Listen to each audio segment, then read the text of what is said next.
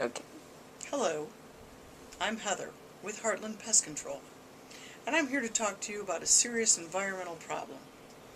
One which actually you don't think about every third bite you take. But the reason that you can eat what you do is because of one simple insect, the honeybee, which has been wiped out. 70% of the population of honeybees in Iowa has disappeared in the last 2 years. And the reason why is because of many different things. It may be because of our extremely cold winters, which most of the bees were unable to survive. It may be because of chemical toxins. It also may be because of viruses, such as the deformed wing virus that has wiped out 88% of the bees in London. However, as a pest control company, there are many rules that we have to abide by. One of which is that we are not allowed to spray within 1 mile of any bee, I guess they're called apiaries, although that would be birds, but that's okay. All bee owners must register their bee places by the 1st of every month, and we must abide by that. Do you have any questions to ask about those type of things? Certainly I do. What sort of things do you do as a pest control company? Generally, for pest control, we go out in one of two types of calls, an emergency call or a preventative call. Emergency calls might be things like wasps who have built a giant nest outside your front door and are attacking your children. Those would be emergencies. Preventative would be when we come out prior to the wasps building their nests and attacking your children, and we treat the area so that they choose a different location to build their nests.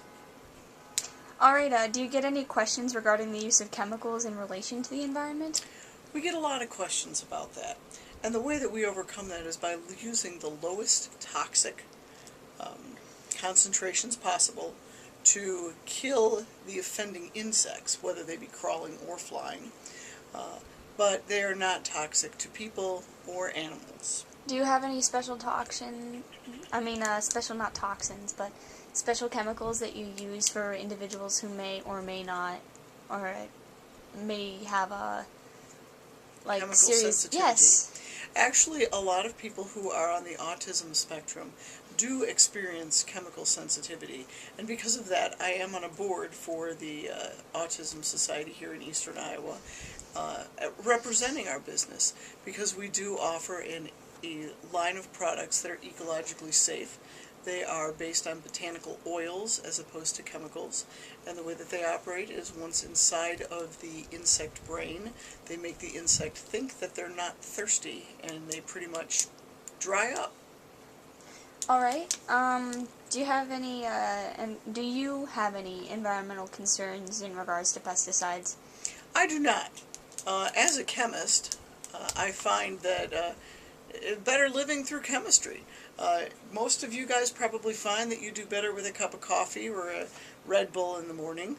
I find that my house does better with chemical pesticides so that I don't wake up to spiders and silverfish and wolf spiders, ants, carpenter ants, the fire ants that bit me this weekend, those awful house centipedes that stand up this far off the ground and move really quick.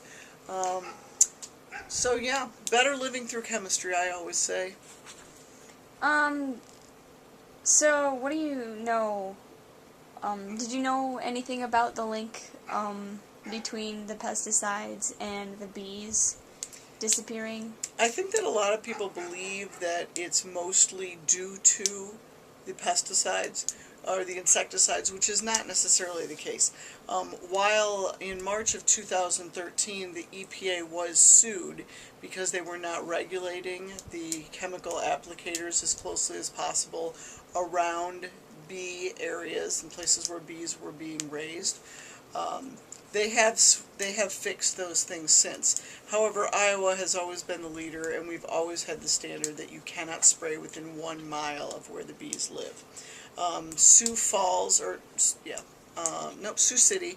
Sioux City has the largest honey bee population in the United States, It has the largest processor. I believe that they do like 33 million gallons of honey every year is what they process. And even their numbers have gone down, but they are not nearly as affected as California and Florida and North Dakota have been because of our proactive approach to protecting the honeybees. What sort of safety hazards does your pest control company aim to alleviate?